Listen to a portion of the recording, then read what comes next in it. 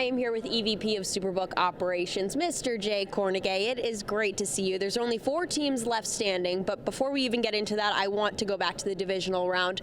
How was it handled here at the books last weekend? Well, Saturday was actually pretty good for us as the 2 favorites won, but both games stayed under, and that was good for the house.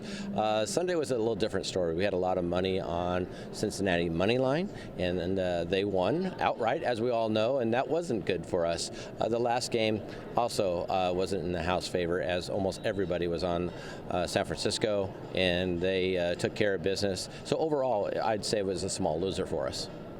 Now, looking at this weekend's conference championships, there's just 4 teams left standing.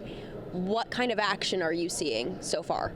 Well, we opened Philadelphia at 2. They're up to 2.5. We've seen some Philadelphia money come in, but very balanced there. The other game, we've had a lot of movement. We opened Kansas City -3, went all the way to the other side, Cincinnati -2.5. It now has settled in at Cincinnati -1, and that's all based off the injury and the Cincinnati performance that we saw in Buffalo last week.